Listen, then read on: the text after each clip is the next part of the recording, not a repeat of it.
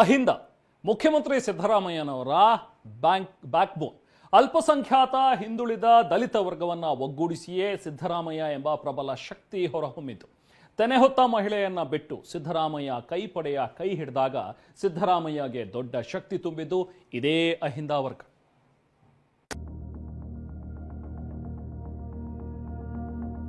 ಸಿದ್ದರಾಮಯ್ಯ ಪರ ರಣಕಹಳೆ ಮೊಳಗಿಸಲು ಸಜ್ಜಾಯಿತು ಅಹಿಂದ ಒಕ್ಕೂಟ.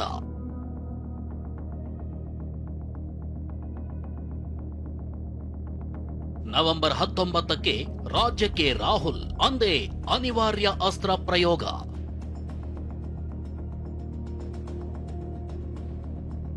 ಶೋಷಿತ ವರ್ಗಗಳು, ಅಲ್ಪಸಂಖ್ಯಾತರು, ಹಿಂದುಳಿದವರು, ದಲಿತರು, ಅಹಿಂದ ಅನ್ನೋ ಈ ಶಕ್ತಿಯೇ ಸಿದ್ದರಾಮಯ್ಯ ಸಂಕಷ್ಟದಲ್ಲಿ ಸಿಲುಕಿದಾಗಲೆಲ್ಲ ಬೆನ್ನಿಗೆ ನಿಂತಿದೆ. ಇದೀಗ ಕಾಂಗ್ರೆಸ್ನಲ್ಲಿ ನಾಯಕತ್ವ ಬದಲಾವಣೆ ಕೂಗೆದ್ದಿದೆ. ಹೈಕಮಾಂಡ್ ಕಡೆ ಬೆರಳು ತೋರಿಸ್ತಿದ್ದಾರೆ. ಅತ ಹೈಕಮಾಂಡ್ ಕೂಡ ಇದುವರೆಗೂ ಗೊಂದಲ ನಿವಾರಿಸಿಲ್ಲ. ಹಾಗಂತ ಸಿಎಂ ಸಿದ್ದರಾಮಯ್ಯ ತಮ್ಮ ಪದವಿಯಲ್ಲಿ ನಿರಾಳರಾಗಿ ಕೂರುವಂತೆಯೂ ಇಲ್ಲ. ಯಾವುದೇ ಕ್ಷಣದಲ್ಲಿ ಏನು ಬೇಕಾದರೂ ನಡೀಬಹುದು ಅನ್ನೋದನ್ನ ಸ್ವತಃ ಕಾಂಗ್ರೆಸ್ ನಾಯಕರೇ ಹೇಳ್ತಿದ್ದಾರೆ. ಹೀಗಿರುವಾಗ ಸಿದ್ದರಾಮಯ್ಯನವರ ಪಾಲಿಗೆ ಗ್ಲೂಕೋಸ್ ಆಗಿರೋ ಅಹಿಂದ ಸುಮ್ಮನೆ ಕೂರುತ್ತಾ? ಖಂಡಿತ ಇಲ್ಲ. ಸಿದ್ದರಾಮಯ್ಯ ಪರ ಮತ್ತೊಮ್ಮೆ ಧ್ವನಿ ಮೊಳಗಿಸಲು ಅಹಿಂದ ಸಮುದಾಯದ ನಾಯಕರು, ಶೋಷಿತ ವರ್ಗಗಳ ಒಕ್ಕೂಟ ಸಜ್ಜಾಗಿವೆ.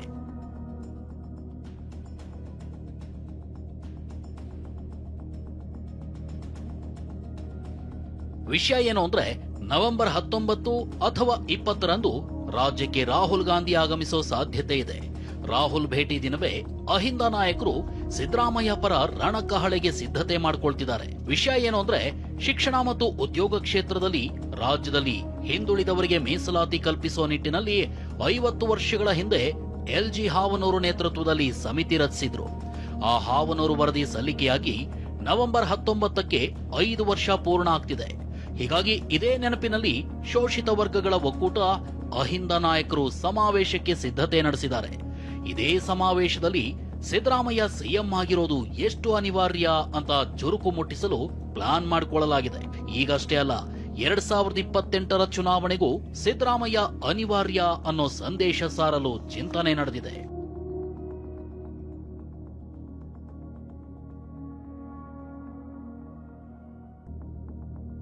ಸಿದ್ದರಾಮಯ್ಯ ಇರೋವರೆಗೂ ಅವರೇ ಸಿಎಂ ಎಂದ ಡಿಕೆ ಸುರೇಶ್. ಅಂದಹಾಗೆ ಡಿಸಿಎಂ ಡಿಕೆ ಇಂದು ದೆಹಲಿಗೆ ತೆರಳಿದ್ದಾರೆ. ನೀರಾವರಿ ಕೇಸುಗಳ ಬಗ್ಗೆ ವಕೀಲರೊಂದಿಗೆ ಚರ್ಚಿಸಲೆಂದೇ ಪ್ರವಾಸ ನಿಗದಿಯಾಗಿದೆ. ಆದ್ರೆ ಇದು ನವೆಂಬರ್ ಆಗಿರೋದ್ರಿಂದ ಕ್ರಾಂತಿಯ ಚರ್ಚೆಯ ಒಳಸುಳಿಗಳು ವದಂತಿಗಳಾಗಿ ಹರಿದಾಡ್ತಿವೆ.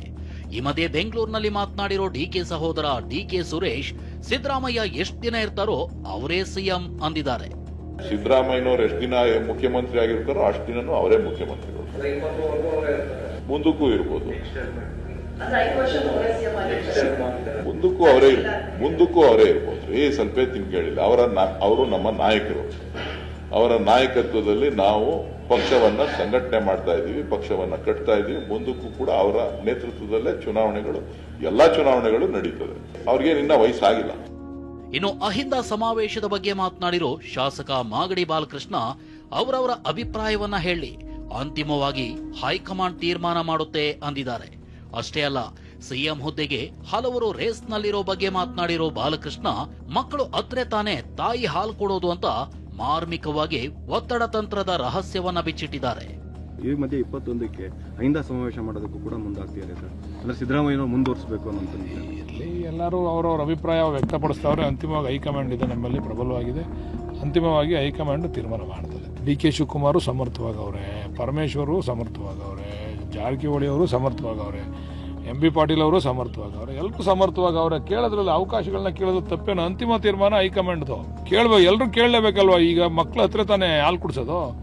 ಅವರವರ ಅಭಿಪ್ರಾಯಗಳನ್ನ ವ್ಯಕ್ತಪಡಿಸ್ತಾರೆ. ಅಂತಿಮವಾಗಿ ಹೈಕಮಾಂಡ್ ತೀರ್ಮಾನ ಮಾಡೋದಕ್ಕೆ ಎಲ್ಲರೂ ಕೂಡ ನಮ್ಮಲ್ಲಿ ಗೊಂದಲ ಇಲ್ಲ. ಕಾಂಗ್ರೆಸ್ ಕುರ್ಚಿ ಆಟಕ್ಕೆ ಬಿಜೆಪಿ ನಾಯಕರು ಲೇವಡಿ ಮಾಡ್ತಿದ್ದಾರೆ. ಆರ್ ಅಶೋಕ್ ಅಂತೂ ನವೆಂಬರ್ ಕ್ರಾಂತಿ, ಕಾಂಗ್ರೆಸ್ ವಾಂತಿ, ಸಿದ್ದರಾಮಯ್ಯ ಮನೆಗೆ ಹೋಗೋದು ಪಕ್ಕ ಅಂತ ಮತ್ತೆ ಭವಿಷ್ಯ ನುಡಿದಿದ್ದಾರೆ. ಇದು ಪಕ್ಕ ಆಗಿದೆ. ನವೆಂಬರ್ ಕ್ರಾಂತಿ ಆಗೋದು ಪಕ್ಕ, ಸಿದ್ದರಾಮಯ್ಯ ಮನೆಗೆ ಹೋಗೋದು ಪಕ್ಕ, ನವೆಂಬರ್ ಅಲ್ಲಿ ಕ್ರಾಂತಿ ಆಗೋದು ಪಕ್ಕ, ಕಾಂಗ್ರೆಸ್ ಅಲ್ಲಿ ವಾಂತಿ ಆಗೋದು ಪಕ್ಕ.